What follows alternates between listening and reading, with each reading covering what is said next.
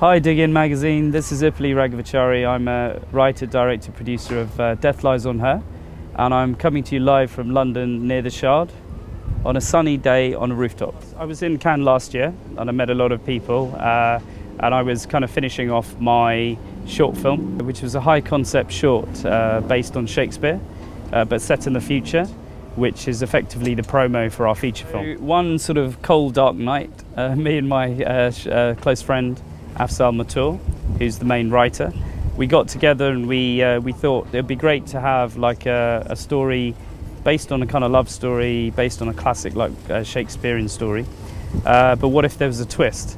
So we came across Romeo and Juliet, who are kind of on the run from their warring families, but the twist is actually what if Juliet was ill and Romeo, a scientist, is desperately trying to find a cure to save her. We basically took the original story, Romeo and Juliet, together with the Shakespearean language as well, and we had a look at how we could adapt it to more of a futuristic movie. I've always been fascinated by Shakespeare. Since I was at school, I used to do English literature, and we did many of the Shakespearean plays, and my favourite was Antony and Cleopatra.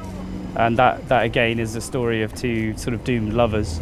And I came across Romeo and Juliet, and I was just inspired by the classic storyline, the two very strong characters in it. And it's kind of been utilised quite across the movie industry quite often. A lot of films have taken that concept of like the male and the female, and they've in the relationships and threw a bit of conflict into it. We shot it over probably 2-3 days. Initially in Notting Hill in London, so we hired out quite a large place and we shot for 2 days, and they were pretty intensive days, but after that we had a lot of post, we had a lot of visual effects to do, and that took many months just getting that pinned down. Luckily we had a lot of support from the industry in the UK, so we had a lot of sort of very experienced people in the film industry offering their support for hardly anything. But it took me probably around a year to finish the short. My initial cut as director was around 35 minutes, but we felt it needed to be more tight, so we cut it down to around 15. I support a lot of young talent in London, emerging talent, and I wanted to give them a chance, but equally I wanted to have enough experienced people involved. So fortunately for me, I had a very experienced cinematographer who's shot a lot of second unit on feature films. I also have a costume designer who's a friend of mine as well. And so between them, we then fleshed out the other heads of department.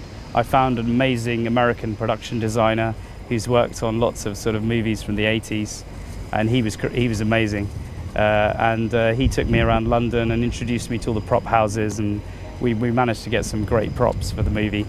So once I had the heads of department, and the rest kind of fell into place. I run a group of 600 indie filmmakers in London, so I utilised some people from there also to fill some of the kind of third AD spots and sort of runner spots.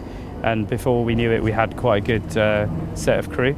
In terms of the cast, we actually auditioned at Ealing Studios, and we had some great actors from London, emerging actors, some sort of mediumly established ones coming up to test out for the two main parts. And after a few days of casting, we found the two really good people, Chris and Ellie, and they were amazing. So I hope that it'll appeal to a wide range of people, but equally it'll also sort of satisfy the die-hard Shakespeare fans and also the kind of horror and sci-fi fans amongst us.